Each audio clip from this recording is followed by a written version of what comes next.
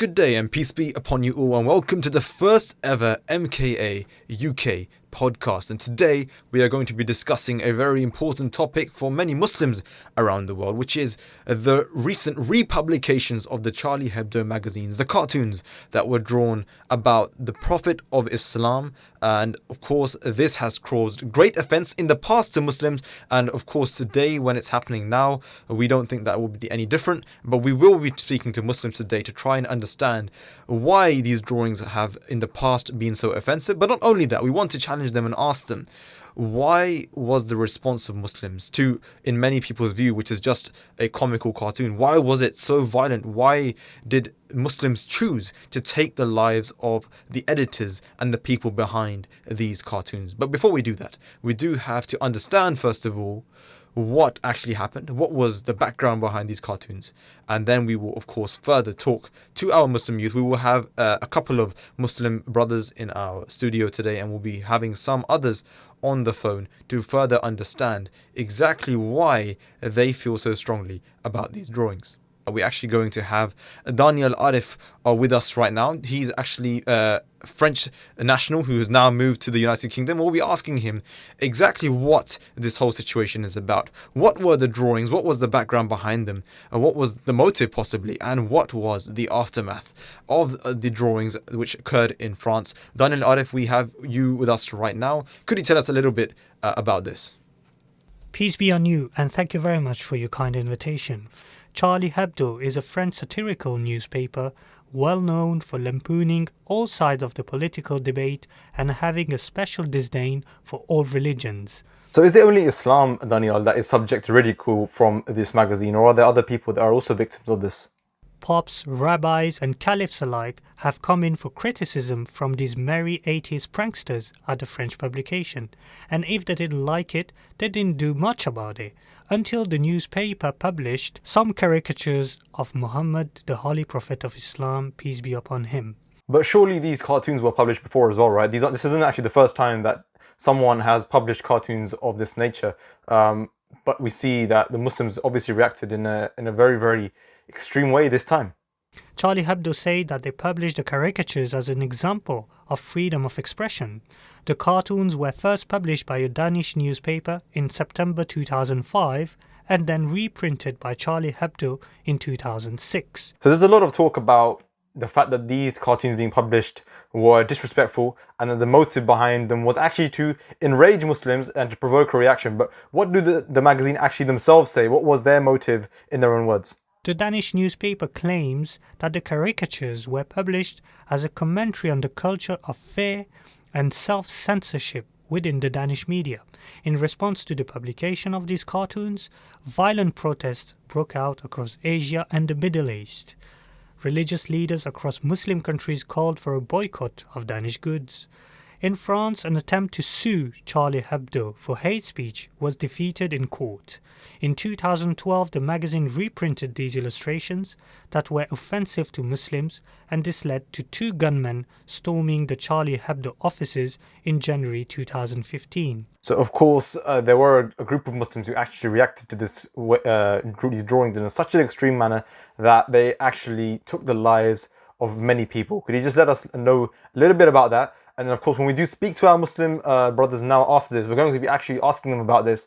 Why on earth this was allowed to happen? What was the reasoning behind those Muslims who did it? We're going to be looking at that. But let us know quickly kind of what sort of happened and what unfolded. 11 people at the newspaper were killed, including a police officer. A friend of the killers murdered several shoppers at a kosher grocery store a couple of days later.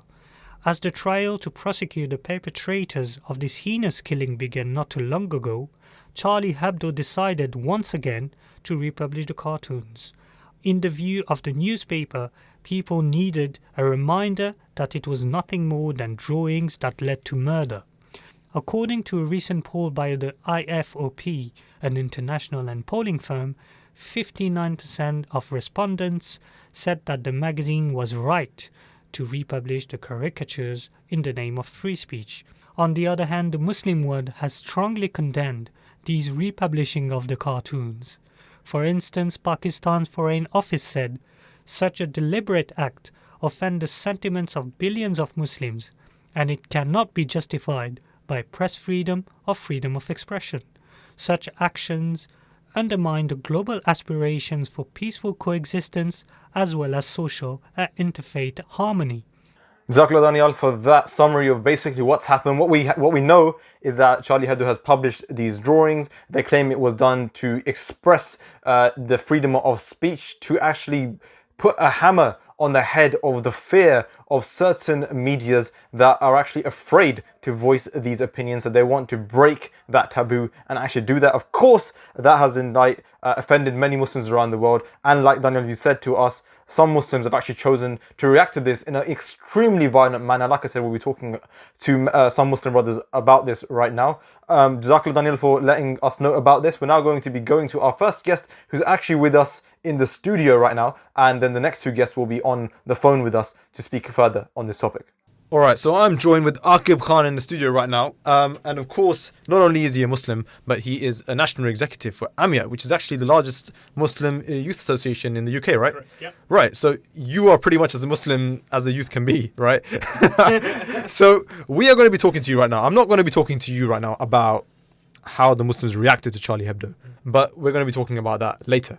What I want to ask you about right now is that the Charlie Hebdo magazine, there are other magazines, other agencies out there which make a living off political satire.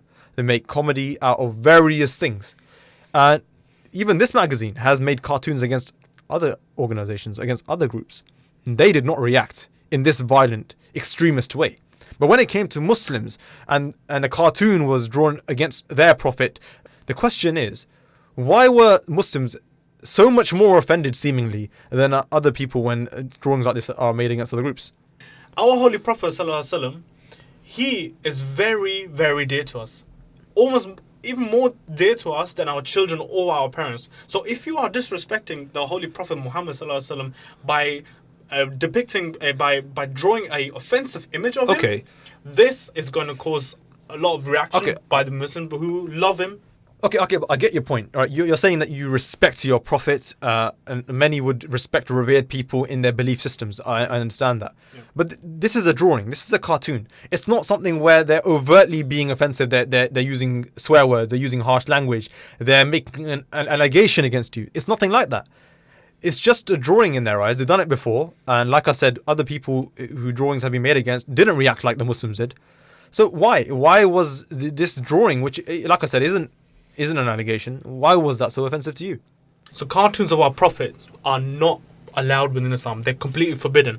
And this is not just for our Holy Prophet Muhammad, but this is also for other prophets, which includes Jesus, which includes Moses. So in response to the Charlie Hebdo cartoon that was created, the Pope has said that if you are insulting my parent, then you can expect a slap.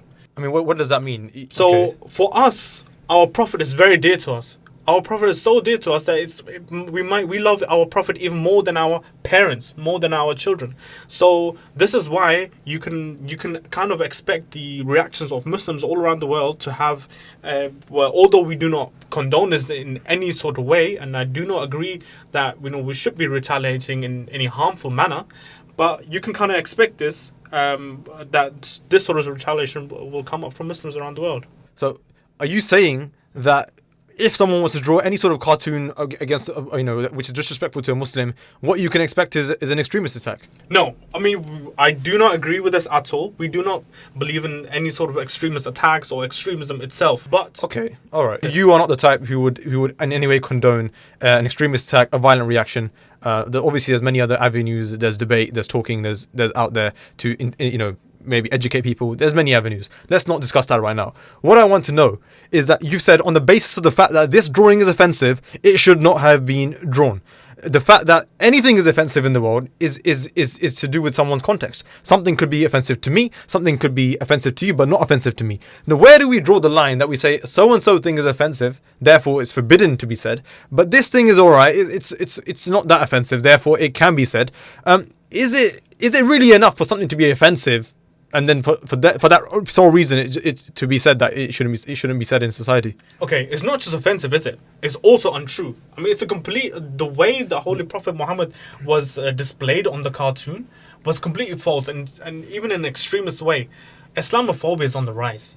We need to be very careful, or the media needs to be very careful on what is being displayed, or how Islam is being displayed. Okay, Currently, it's already displayed in a negative way. But someone might feel that that's their view. They might genuinely believe that, in their view, Islam is an extremist religion. They might feel that this is who Muslims are. So that they feel that's their right to portray in their mind what is true, what kind of consequences will be coming of that. You're basically already feeding into the prejudice of these people. What kind of prejudice? So there's a prejudice of that Muslims are extremists, that there's a lot of, there's so much negativity of around Islam displayed in the media. Because of that, a lot of Muslims who live in peace and live in such an innocent life, they are constantly living more in fear, because it creates a higher risk for them. There's a young child a couple of years ago. A young child was just pulled by a headscarf just because she was Muslim. She was pulled by a what? She was pulled by her headscarf. Headscarf, okay. And by the Muslim veil. Okay. She was pulled and she was taken into this lake, and she unfortunately drowned and died. Really? And because of Islamophobia. Even our children, that's what our children are seeing, and they feel like, these are extremists, and we should treat them we should treat them this sort of way. Now, because Islamophobia is rising, the images of Islam being displayed in the media, they need to be very, very careful, and this is why we do not agree with this sort of image being portrayed of our Holy Prophet. Well, okay. I see that you say that, okay, there's already a narrative against Islam, that, Islamophobia is on the rise. You've got Islamophobic incidents happening all over the world, maybe especially here in the UK. Fair enough. This is just a cartoon. Like I said, it's a drawing, and some people will argue it's still just a drawing at the end of the day. And even though you argue that it's not true, yeah, today we see a lot of things which are comedy, we see a lot of things which are just a joke, but people already know that it's a joke. It's just comedy. So it shouldn't be taken that seriously. If someone takes it seriously, that's their own problem, really. So what do you say? I mean, what kind of consequences are you really talking about with things like this? So, for example, nowadays, because of the way Islam is being portrayed in the media in a false, negative way, that has caused people who have that certain prejudice and may have even a certain extremist prejudice against Islam. Yeah. They are fueling their fire to become violent towards Muslims. An example like that was just last year in New Zealand, where a man took a gun and went into the mosque and shot at people within the mosque just because of the way he thought about Islam. So kind of what you're trying to say is that these false narratives, whether they're drawings, whether they're statements, they like you said, fuel a fire of prejudice, which already exists in the name of Islamophobia against Muslims, that can result to violent reactions against them. Okay. All right. Okay, Aqib. We'll come back to you in a bit. So we've spoken to Aqib Khan, who feels very strongly against these drawings. He feels like they are disrespectful, offensive, and quite frankly untrue. And they fuel a fire of a far-right agenda of Islamophobia against the Muslims, and that in turn puts Muslims at risk. This is the view of Aqib Khan. We're now going to be turning to Abdul Rahman, who we're going to be taking over the phone line to discuss further not only what he feels about these drawings, but also what does the current state of law say about such cartoons and drawings like this. Are they allowed? What kind of repercussions are there? Where do we really draw the line between free speech and a license to abuse? So let's find out from Abdul Rahman right now. So now I'm going to speak to Abdul Rahman, who's actually a Muslim youth living in the United Kingdom. But not only that, he's actually a national executive in AMIA as well, overlooking the affairs of young Muslim youth today. So Atiq, again, you yourself, classify yourself as a Muslim. So of course, I'm turning to you for this issue in particular. Aqib has just spoken to me. He is very strong in his view that Muslims were not happy about this drawing made by Charlie Hebdo. He feels that free speech isn't really free in essence. There is actually at times a very hefty price tag if it's used incorrectly, irresponsibly. He even feels that if free speech is used irresponsibly, there can actually be a loss of life. And we did, of course, speak about this at length.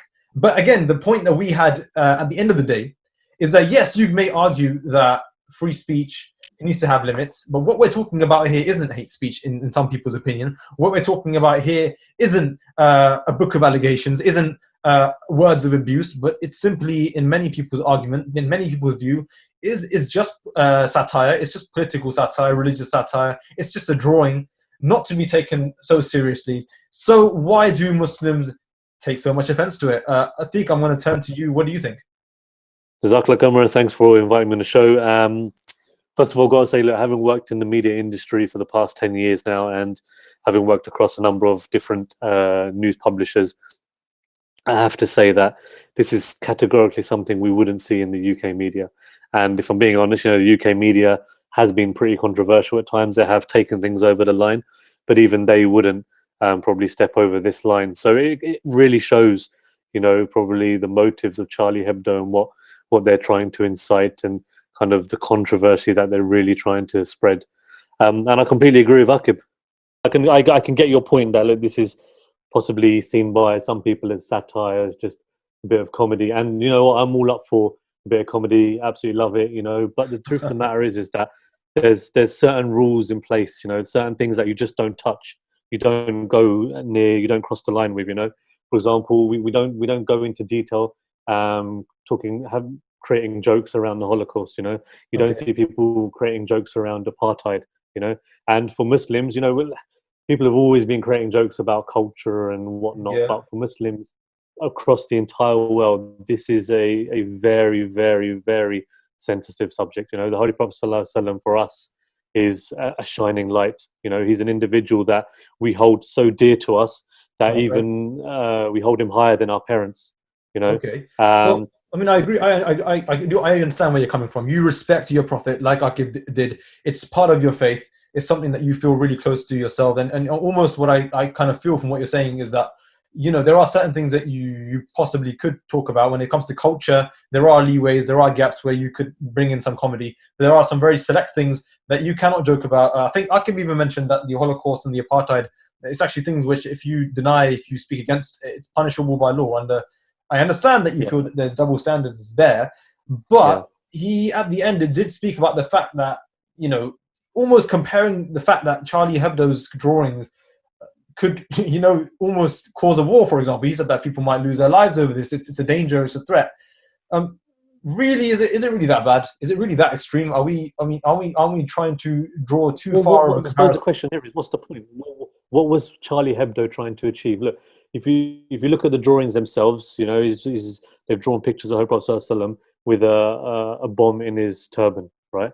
Now, my view on that is, I don't know if people find it funny or if it's satire, but what are they trying to achieve with that? There's only one message that you can really read into it, is that they're trying to make the allegation that Prophet ﷺ was a terrorist. Now, in everyday life, any single form, if I was walking on the streets today and someone came up to me and said, "You're a terrorist because of the color of my skin, because of my religion, because of my faith," whatever it might be. I agree that prejudice is wrong. But let's say that somebody, this is a magazine here, they must have some sort of professionalism. Maybe some people would argue that in their view, after doing their research, they wholeheartedly feel that the religion of Islam is a violent religion. Therefore, they made their viewpoint based on some facts, what they believe. So are they not allowed to do that?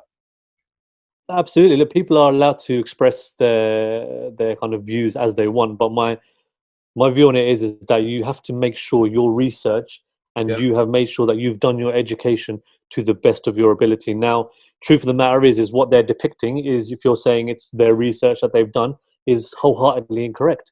So therefore, what they're actually depicting is false. It's a lie. So what though? So what if they got it wrong? I mean, does that mean it's like really the end of the world? Absolutely, because you can't go around talking about other people in a negative light, especially if it's false. If we went around, like if I went to work, for example, let me give you an example. If I went to work tomorrow, right, and I work at the Daily Telegraph, and I started making an accusation about a colleague of mine. I said, "No, mate, it's what I know, it's what I've heard, it's the research I've done. It's just a joke. Why are you taking it seriously?" It's a sackable offence. So if it's a sackable offence when you're in work, if it's an offence when you're out on the streets, if it's an offence when you're at a football match, why is it okay for a publication to publish something like that? If they want to publish something, then by all means, but make sure you've done your research. Have dialogue. Speak to us first, and maybe we can educate them and show them that actually what their understanding of Islam and the Holy Prophet ﷺ is completely incorrect. But we have to make it clear that satire in the media is usually used to mock against an authority or an higher agency, for example, and in a more light-hearted way, kind of highlighting some of the mistakes they made. You see it in the papers today when we've got like a general election or whatnot, and satire is not actually used in the media to oppress people or mock people who are already being oppressed. And I think that is probably the key distinction between the two. That actually what Charlie Hebdo has done is not actually classed as satire within the media landscape. I mean, Atiq, I've been speaking to you now for a bit. I've been speaking to Akib. You seem to cite a lot about the law, speaking about this is an offence, that is an offence. Do you really have any evidence really to support that? Somebody, Absolutely. I don't really see it that often that somebody could possibly be taken down for saying such a thing. 100%. So look, I'm not a big reader, but when I'm passionate about something, I will go into detail. Look, there are rules in place, there are stipulations in place, and they've been put in place by the UN. It's a huge governing body, So there's a couple of articles I'll just state top line. I won't go into too much detail. So Article 10 states that when it causes disorder or crime, when it damages health, morals, or reputation and the rights of others, that is when freedom of speech cannot be allowed. Article 29 states that the freedoms are only acceptable when they respect others' rights. Now, the truth of the matter is that the Charlie Hebdo drawings, right, as much as some people can say it's a freedom of speech, it's satire, it's comedy, they are affecting the rights of every single Muslim in the world. How do you argue that? Because, I mean, what is it? Like I said, this is not the first time Charlie Hebdo or other magazines have drawn cartoons like this. Others could equally argue that it's a risk to their life. What is the argument here?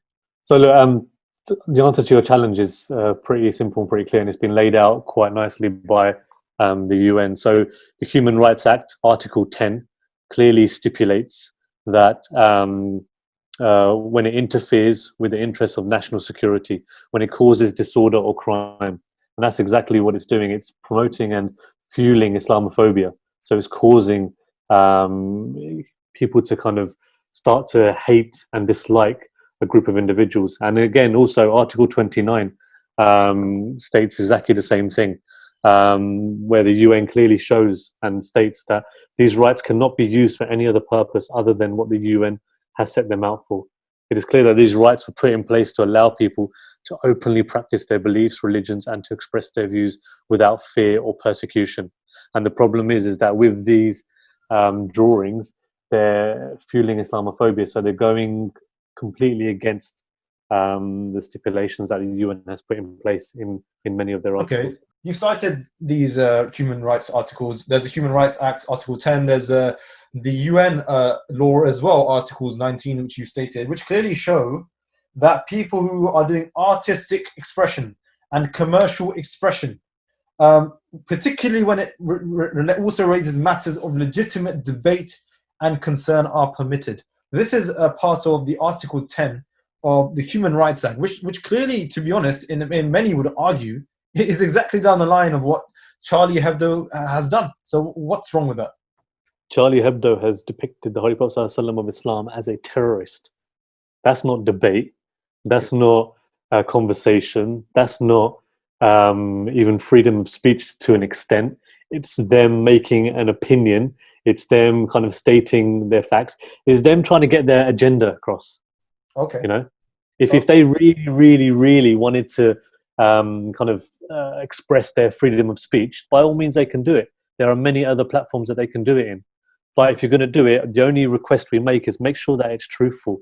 Make sure that it's honest. And look, another example, a prime example we see today, actually, a very live example right in front of our eyes, where in Ukraine, a senior priest within one of their churches made a statement where he linked homosexuality with coronavirus, and look at what's happening right now with that statement. You've got Maria Guerrera, a spokeswoman for Amnesty International. She came on and said such statements are very harmful because they could lead to increased attacks, aggression, discrimination, and acceptance of violence against certain groups. So exactly the same for what Charlie Hebdo are doing. You know, they're inciting aggression and violence towards a certain community. That they've also gone to the lengths actually to join forces with a group called Insight. So the LGBT group and Insight have actually sued the individual who'd made these remarks. So, you know, in today's society, we can see that, you know, making such statements can lead to legal. Let me do this again.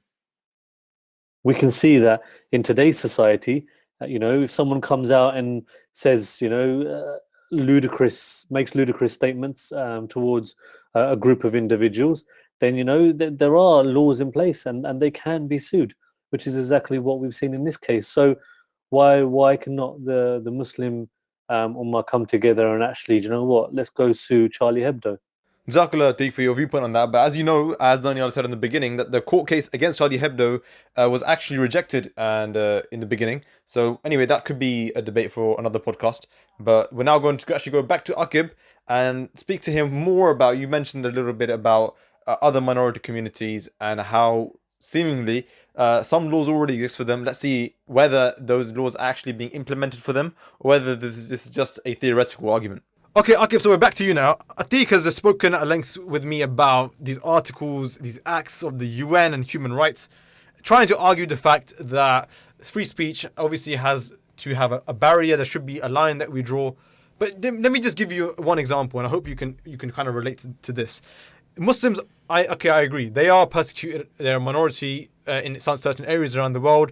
There is a lot of far-right extremism against Muslims as well, arguably. But we do also have other groups, such as the LGBTQ, the BAME communities of various ethnicities. We have the Jewish community. We have women who are fighting for their women's rights, who are also persecuted in their own ways. They do not react in these violent manners. No. Not only that, well, listen to me once. Not only do they not react in this violent manner, but we also see that they are going about their progression without having to feel disrespected and having to retaliate to that in any sort of way where somebody else could get hurt. I mean, what does a Muslim community, when it comes to them, why does that all of a sudden change? So, first of all, what you just said there, right, that is not true. There has been protests. There has been BLM protests. There have been very violent protests, and because of those very violent protests, the far right have made even more violent protests where they have actually, attempted to kill people who were within the BLM protests. Because first of all, we need to realize that there's laws already present. So if you're speaking against someone's ethnicity, that is racism. Okay. If you're speaking against someone who's homosexual, that is homophobia. If you're speaking someone about the Holocaust to a Jewish person in a disrespectful way, then that is anti-Semitism, including if you're speaking about the apartheid, and it's punishable by law. But even if you're speaking, let's say, even here in the UK, if you speak against the Queen, that is treated as treason. Okay. So this is again a punishment, and this is the law that we're speaking of. So why do we have the double standard when it comes to speaking against Islam? Why do we have all these? Why do we have like homophobia, anti-Semitism, racism? Class as hate speech, but anything that you say against a Muslim that is classified as free speech, that is double standard. Doesn't make any sense. Okay, I see your point there. There are some parties that actually argue, including Rowan Atkinson, who's actually a famous actor. You might know him as Mr. Bean. He's quite funny, but here he's quite serious. He's actually saying that, okay, if that's your argument, then we should abolish all of these laws. And everybody should be allowed to say what they want, because you can't define disrespect in society. Something's disrespectful to one person, something's disrespectful to another. People should just stop being offended, and they should try to live in a society. Even if they are offended, they should just bear it. If they can't, it's really their problem. So, what you're saying is that all these rights can be either completely removed, or everyone's going to be treated equally. Well, yeah, no one should really be offended. Yeah, I'm in favor of all these laws. These laws should definitely be present because they're protecting people, and they're also they're also, in regards with freedom of speech, like Atiq mentioned just now Yeah. about how the UN handles this stuff, Okay. is that freedom of speech is there to help people who may feel suppressed and they want to voice their opinions. Okay. So. So if we are using this freedom of speech against, someone in a disrespectful manner, against a certain group or minority or so, that is forbidden by the UN. Okay. And because if we use these sort of things in a very, in the wrong way, then this will threaten our very existence. So what do you mean that it can lead to a war? But like what I fail to sort of understand at times, and what many argue as well, is that someone's made a joke. Can you not be grown up enough about it to say, all right, this guy's made an offense, he's made something, a comment that is disrespectful, I should just ignore that because I'm the bigger person. His views are his views. It doesn't change anything for me. So I would probably not, retaliate in that way. But you can't speak for all the other billion people in the world on how they would react, on how they would retaliate. Well, Jazakallah Akib for your insight, and Atiq as well for your insight, your views on how you felt about these drawings, why they offended you, and what the current law says about that. But now we're moving on to the main big question. When these cartoons were drawn, whether or not the Muslims that we've spoken to today were offended by it to an extremity that they reacted violently, there was a group of Muslims that did react violently. There was a group of Muslims that took the lives of many people out there without thinking twice. They actually not only took the lives of people, they actually damaged property as well. And this, is obviously not something which is expected in a peaceful society. And of course, Muslims claim to be the flag bearers of a religion of peace, yet this has happened where people have been murdered in daylight. So Nadeem Ahmed, we're now going to be turning to you, and as a Muslim, I'm going to be asking you, how can this be justified? How can Muslims who are offended by a drawing, albeit their prophet, take the lives of innocent people? I want to ask you this question right now so that viewers can see what it is that Muslims have to say for this. So first of all, our thoughts and prayers are with the victims. But let me just give you that the Ahmadi Muslim community motto, love for all, hatred for none. This motto was given by our Imam, our Khalifa, the third Khalifa, Hazrat Mirza Nasir Ahmed. And we live by this motto, love for all, hatred for none. But before we go into that, let me prove the fact that before we do, Nadeem, you've stated a statement from your community, right? Relatively a minority community amongst the Muslim, ummah. Love for all, hatred for none is great. To the other Muslims who obviously will not go by your statement, for them, they probably believe in the book given to them, it's the Quran and the narrations. Does it mean that they have nothing there which is stopping them from committing such acts, or is there something there which is actually promoting them and telling them that they can go and do this against anybody who disrespects them? No, not at all. The Quran states that killing one innocent person is as is killing the whole of mankind. And this is stated in the Quran. And this is a book that's been revealed to all Muslims. Let's not just talk about sex here. But some people might argue that Charlie Hebdo and the editors and the other people, they weren't innocent people. They might think that. What do you say about that? The Quran says killing one innocent person is akin to killing the whole of mankind. And this is not just about innocent. The innocent is if a person who's murdered someone or killed someone, this person who has made the cartoon character hasn't killed anyone. So this doesn't give the right to any Muslim to cause any violence or hatred or killing any other person. And this is the Quran that supports that, this verse in the Quran. Oh, okay, fair enough. You believe that according to your book, the Quran, that there is enough evidence to say that what those Muslims did was of course wrong. But my question is, fine, you don't react to them violently. You as the Ahmadiyya community don't react to them violently. Are you telling me that they have disrespected you? You clearly just have said to me in front of everybody that it's a great disrespect for you that these cartoons have been drawn. You've said to me that if your previous brothers have said that if the Pope compared it to someone mocking his mother, they would expect a slap in return, for example. Are you saying to me that you wouldn't retaliate to this and that you would do nothing about it? Yeah, we shouldn't not about it. There's ways how to respond. The ways of how to respond is by the pen. And our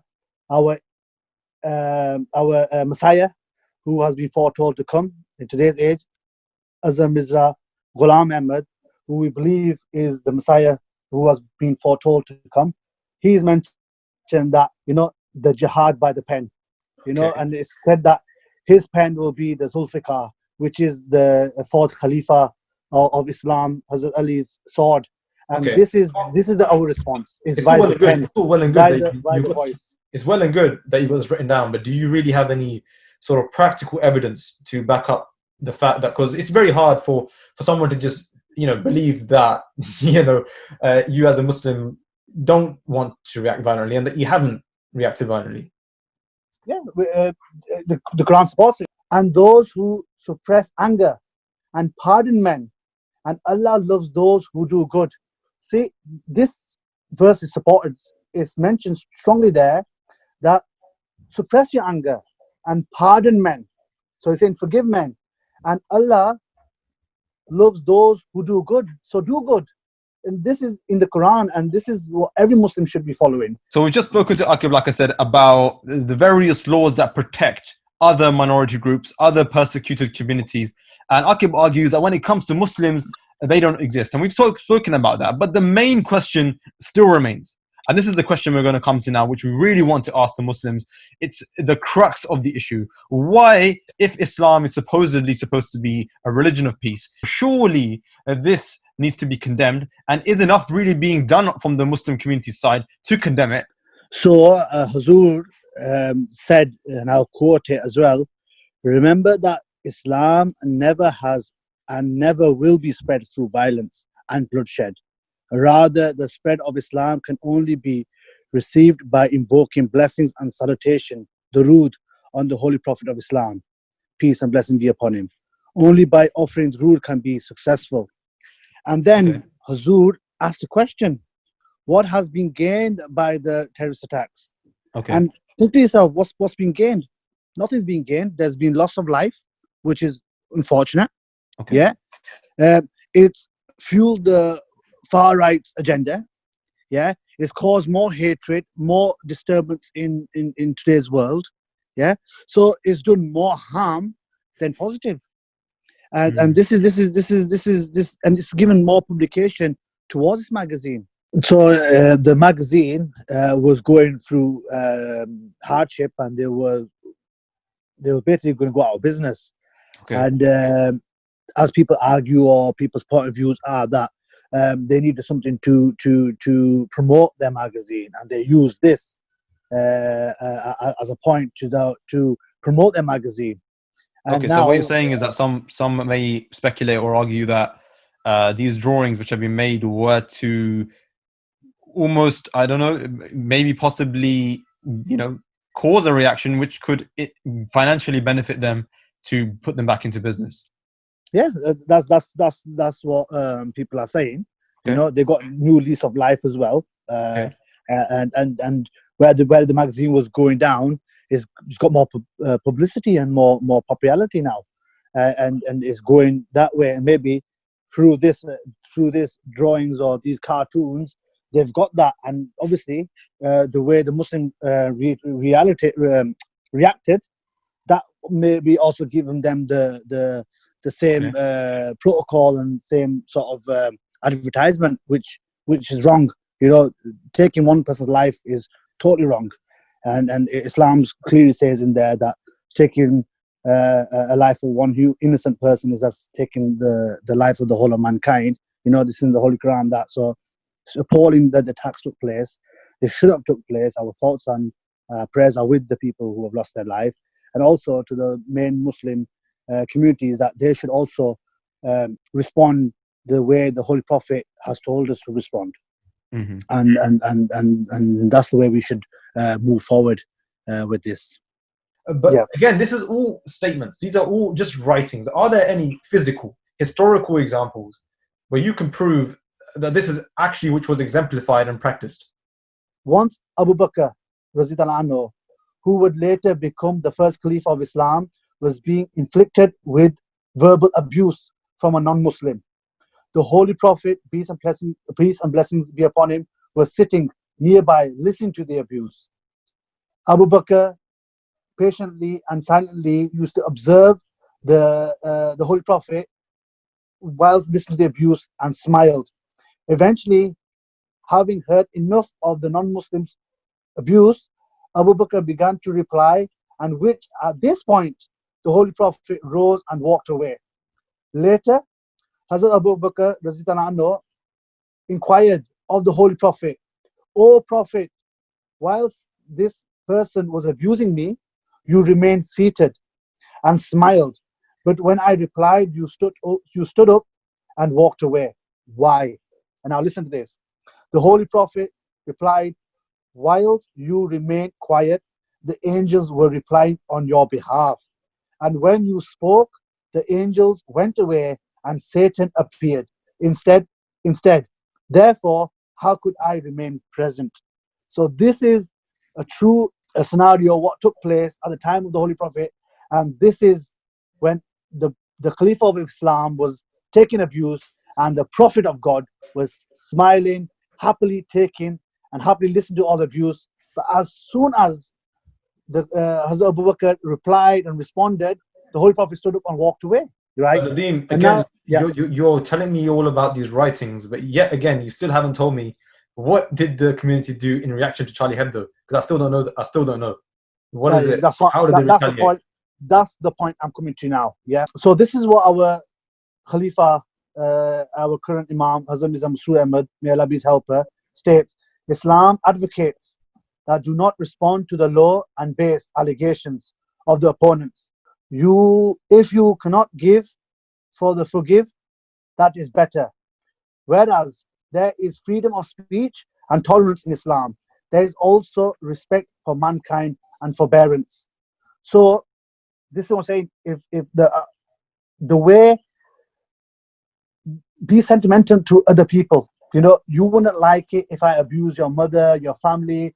Anyone else wouldn't like it if I abuse their family or their religion. So be kind to one mankind. The teachings clearly says that we cannot hurt a fly. We cannot hurt a human being. Take care of nature. Take care of this. And this is what the Ahmadi Muslim community is doing. We're hitting the streets, cleaning streets on New Year's Day. We're planting trees for the environment. Okay. We're helping the elderly, the poor. We've just recently opened a food bank. Due to the current global crisis, there's high demands. We are not looking at religion, race or color. We are looking at the mankind, and we're here to serve mankind. And that's why in the Quran it says Hakukula Abad. Yeah, do service to God and do service to God creation. Okay. And this is what Islam tells us, and we must live by this. And Right. this is the way we can only please God and do that. That's very honourable. I must say that's really good. So what you're trying to say is that you're trying to tackle, the way you're responding to this is you're trying to tackle the narrative in essence. You're trying to, through your humanitarian acts and through your actions and your conduct, trying to disprove the false allegations made against Islam and, of course, the Prophet or Muhammad, peace be upon him.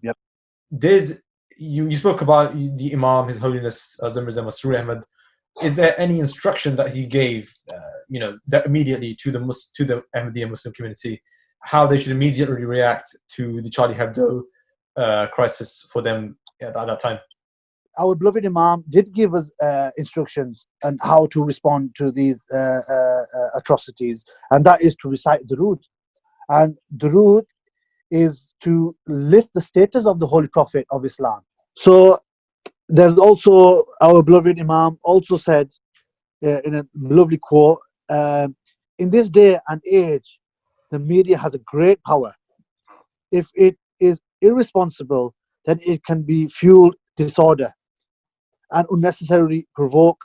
But if it is responsible, then it can play a great role in creating peace and harmony within society. And gossip and this bad energy destroys society. our whole purpose of mankind is to come in together, and media needs to play a huge role into this to bring everyone united under one umbrella, which is the human mankind. Hazur has also mentioned that it is a duty of every member of the Ahmadi Muslim community to pray, and with prayers, everything, you can move mountains with prayers, and only with true prayers from the heart can make person at ease.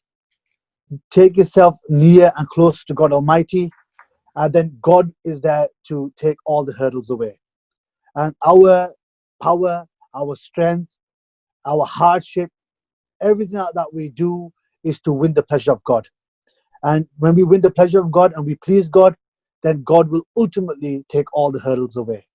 And this is promised as well to us. Okay, Nadeem, Jazakallah for your contributions as well. So we've now pretty much seen an overall view of not only how Muslims feel about the drawings, why they felt they were offensive, but also we've spoken to the individuals here today to kind of find out why the Muslims who were behind the attacks did them, whether or not the Muslims that we've spoken to feel that they were right or wrong. We've spoken about that as well. So what we can see is that the Muslims do feel very offended by these cartoons because, of course, that is the Prophet of Islam, and that is someone who is extremely revered. In the words of Aqib, is someone who's revered even more so than their own parents. So that's why they feel so strongly about any sort of disrespect against the Holy Prophet of Islam, peace be upon him. So that's having said that. Now we spoke to Atiq as well, where I actually asked him that, all being fair, you of course can respect somebody, but allegedly the cartoons that were drawn were only supposedly drawn as number one, a freedom of expression, and number two, that they were drawn as something which was supposed to be taken as a joke. Clearly, some people who don't know how to take a joke, that's probably their own problem. So what do you say about that? Atiq actually said to us that there are actually laws that prevent people or prohibit people from speaking against minority faiths, whether that's other parties. It also prevents people from saying something which disrupts the peace in society or is damaging to a certain group of people. So we spoke about that as well. Aqib then further argued the fact that these are actually already implemented against groups, whether it's the BAME communities, whether it's the LGBT, whether it's anti-Semitism, misogyny. These things are already targeted harassment, are actually punishable by law. So that being said, that I obviously had to then ask the final guest, Nadeem, that even though you as Muslims may argue that number one, these cartoons are offensive, and number two, that they should be punishable by law, but number three, the question that needs to be asked and challenged and addressed to Muslims is, why then did Muslims react, some Muslims, in a very extreme and violent manner? So Nadeem spoke to us about the fact that according to him, according to the community that he belongs to, the Ahmadi Muslim community, although they of course are a minority community relatively, they believe that this was not the correct way to respond to these cartoons, and that in fact violent attacks in any case are forbidden completely according to Islam. That was his view, and he actually said that the best way to actually respond to this, and the way that they say that they did respond to this, was by praying for their Prophet and elevating his status in that way, also doing good works and trying to reenact the life of the Prophet and show through their own actions that this is what Islam is actually all about.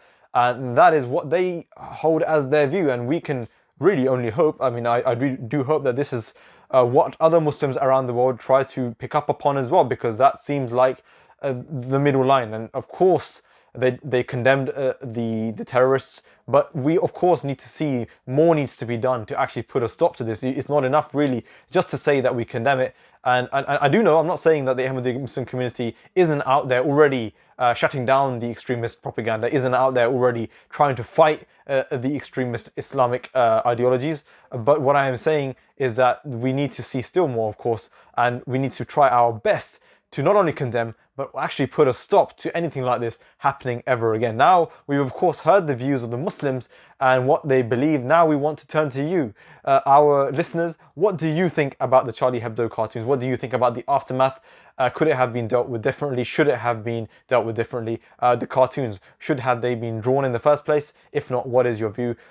Drop a comment below and let us know what your views are. And until next time, we will hopefully be back soon for another podcast, so do stay tuned. We'll we'll be doing it on the topics that do affect society. And like this, we will be turning towards Muslims to challenge them upon their stance on those topics. So hopefully we'll see you then. Until then, have a great day and peace be upon you all.